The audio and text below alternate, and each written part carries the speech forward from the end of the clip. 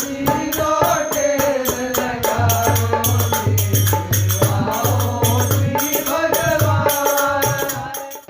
राम जय जय राम। श्री राम जय जय राम। श्री राम जय जय राम। श्री राम जय जय राम। श्री राम जय जय राम। श्री राम जय जय राम।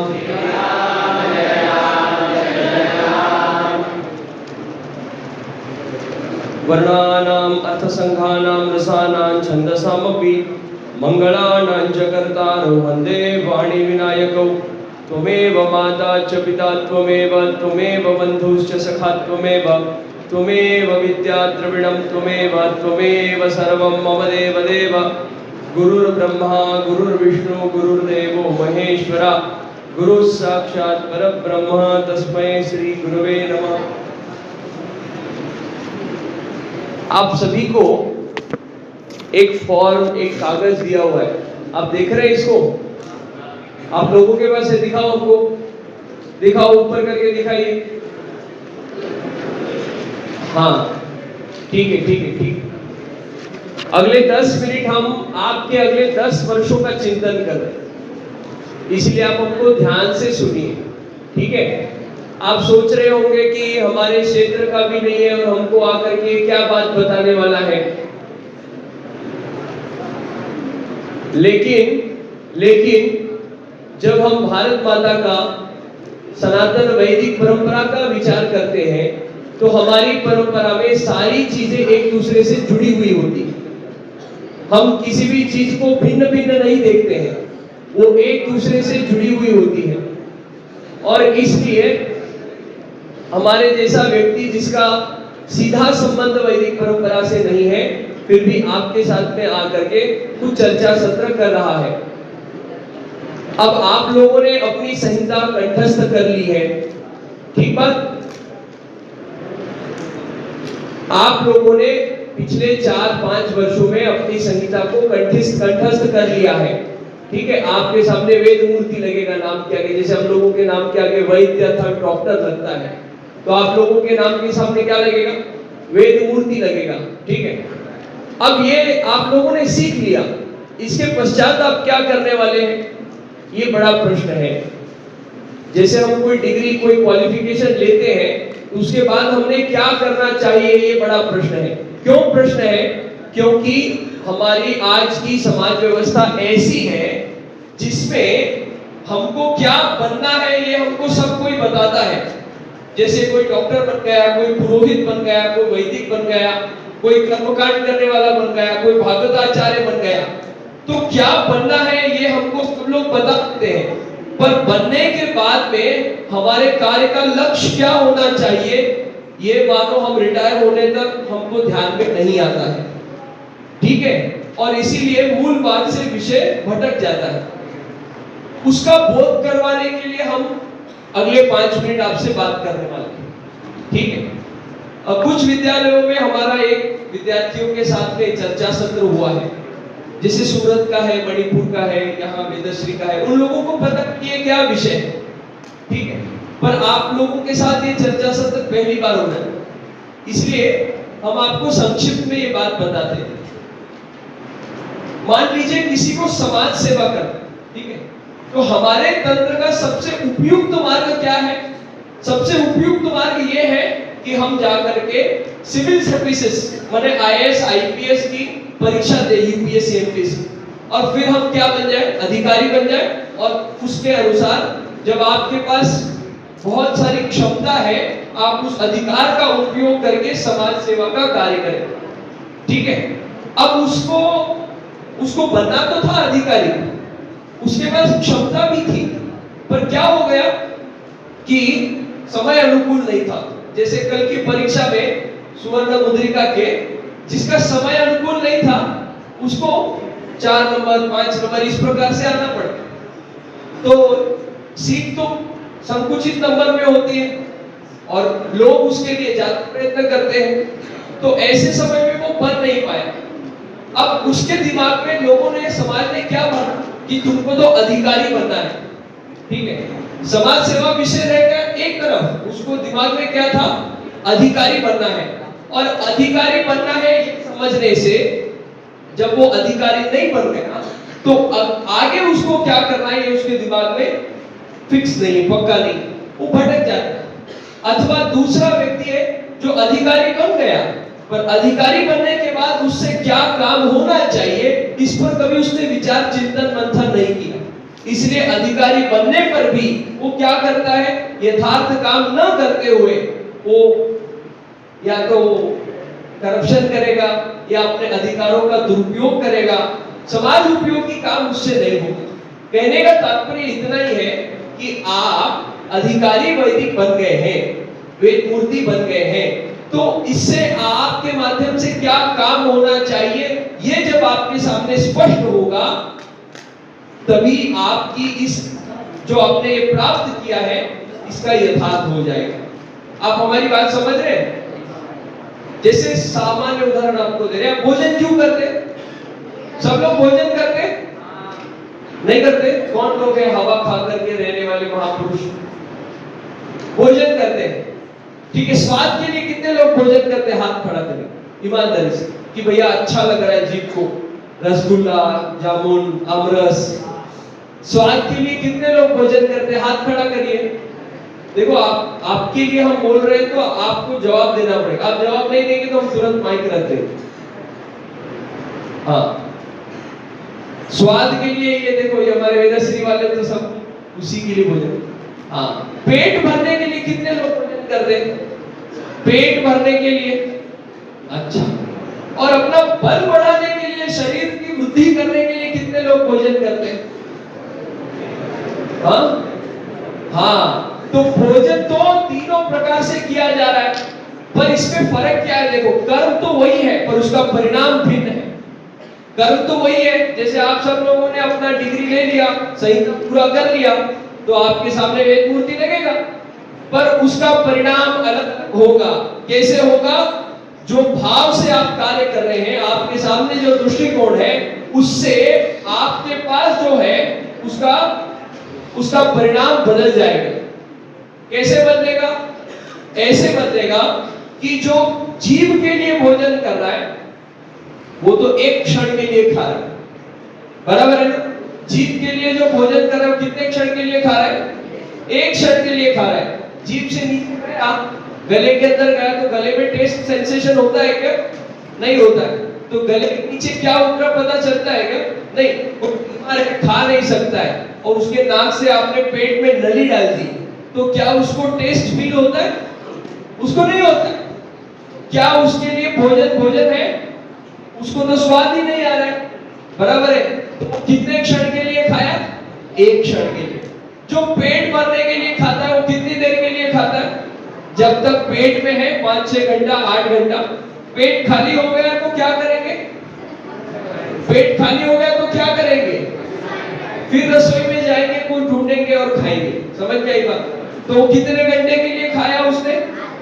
8 घंटे के लिए खाया। पर जिसने उनको बलवान बनाने के लिए खाया, उसने कितनी देर के लिए खाया? उसने कितनी देर तक? जब तक उसका शरीर है तब तक उसने वो खाया। आई बात ध्यान में? तो आपने ये जो विद्या प्राप्त की है, ये सामान्य विद्या नहीं है। ये आपको ऋषि परंपरा से, गुरु परंपरा से, भगवत परंपरा से जोड़ने वाली है। और ये परंपरा और ये ज्ञान श्रृंखला आप लेकर के इसका क्या करते हैं आगे, ये बहुत ज्यादा महत्वपूर्ण है। आप इसको क्षणिक रखना चाहते हैं, मैं खत्म कर रहा हूं। आप इसको क्षणिक रखना चाहते हैं, आप 8 घंटे के लिए रखना चाहते हैं, या आप जीवन भर के लिए रखना चाहते हैं, इसका निश्चय आपको करना है। आई बात ध्यान में?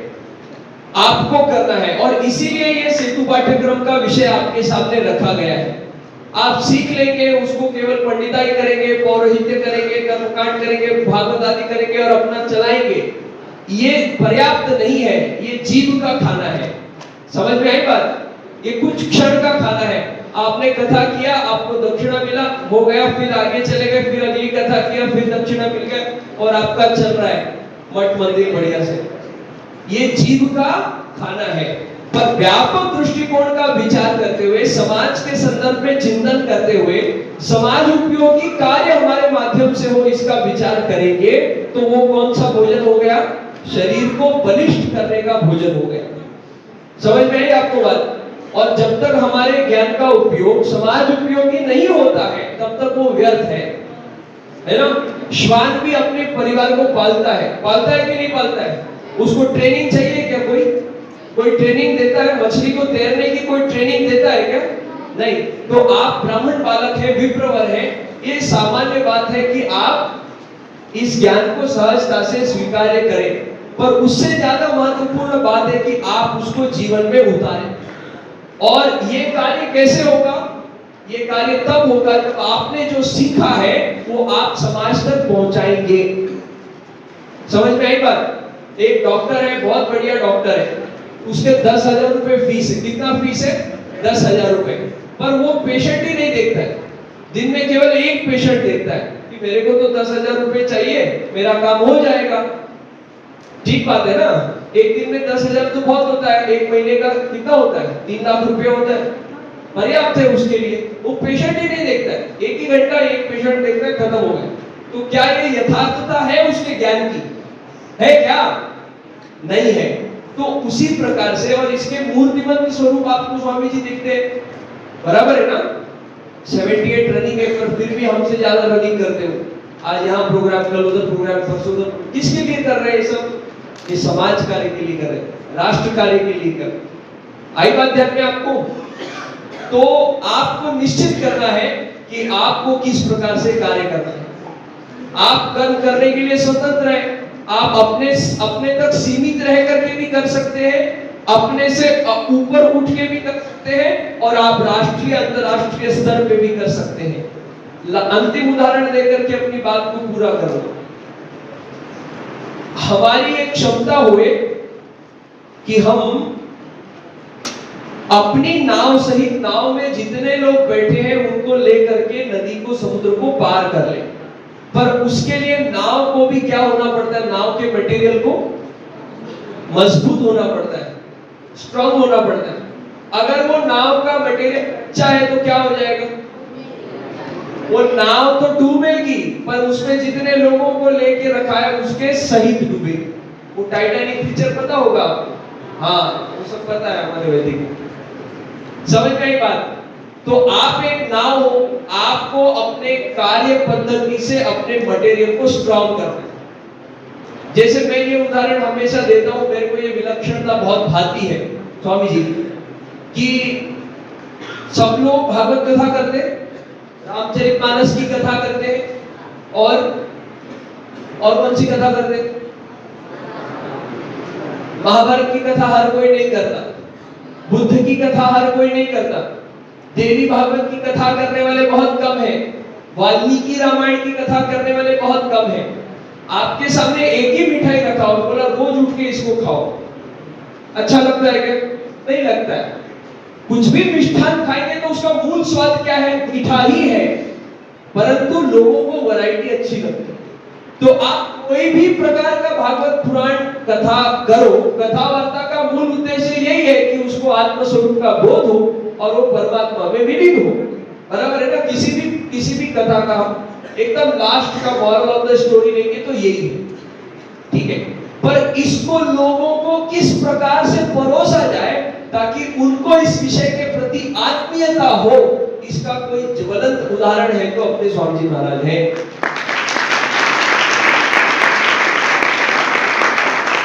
एक ही विषय को भांति से, अभी भगवान श्री रामचंद्र के लिए अब क्या विश्लेषण का उपयोग करते हैं? विशेषण का, मर्यादा पुरुषोत्तम। और भगवान श्री कृष्ण के लिए हाँ, लीला करने वाले, है ना? पर इन दोनों, ये भगवान श्री राम तो लाखों वर्ष पहले हुए, भगवान श्री कृष्ण 5100 साल पहले, तो लोगों को तुरंत कनेक्ट नहीं होता है। तो स्वामी जी महाराज इसका उदाहरण कैसे देते? बोले इन दोनों के गुणों का समन्वय किसी की पर्सनालिटी में देखने के लिए मिलता है, तो किस में देखने के लिए मिलता है? छत्रपति शिवाजी महाराज। तो व्यक्ति को कनेक्ट होता है ना कि ये तो 500 साल पहला इतिहास है, उसको ऐसे नहीं लगता है कि कोई बहुत पुरानी बात कर रहे हैं।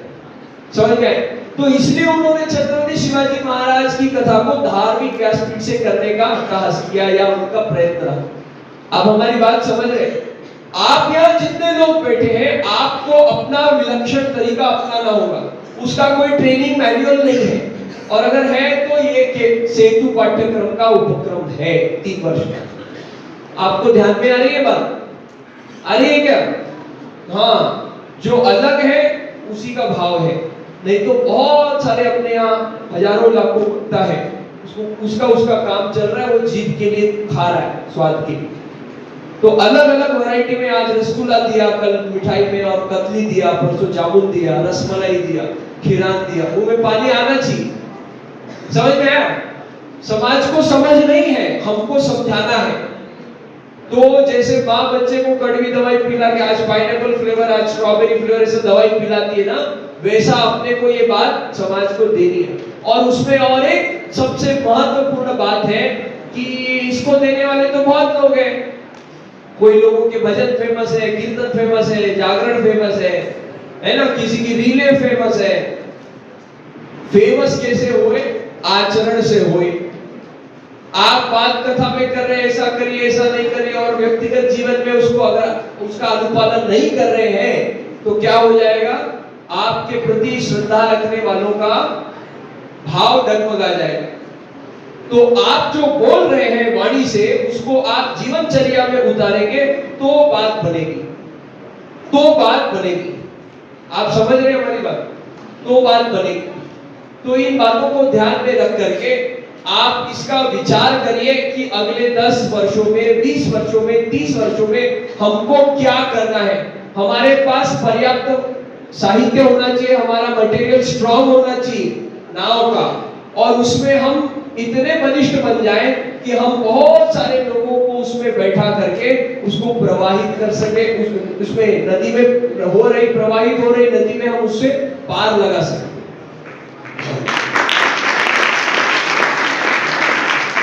आप सोचेंगे, आप करेंगे तो आपके माध्यम से समाज का काम हो जाएगा, नहीं तो ये काम तो होने वाला है। अब आपको इसका भाग बनना है कि नहीं, इसका निर्धारण आपको करना है। ठीक है? अभी चंदन जी बोलेंगे, स्वामी जी महाराज का आशीर्वचन होगा, तो आपकी श्रवण करने की, अभी आए नहीं है, आ रहे हैं, आपकी श्रवण करने की क्षमता बढ़े, आपके दिमाग की नसें खुले, रक्त प्रवाह बढ़ जाए रक्तवाहिका में। इसलिए अपन जोर से जय घोष करेंगे और इसको पूरा करेंगे। बोलो भारत माता की जय। आवाज ही नहीं है, स्वामी जी को आवाज आना चाहिए उधर। भारत माता की जय।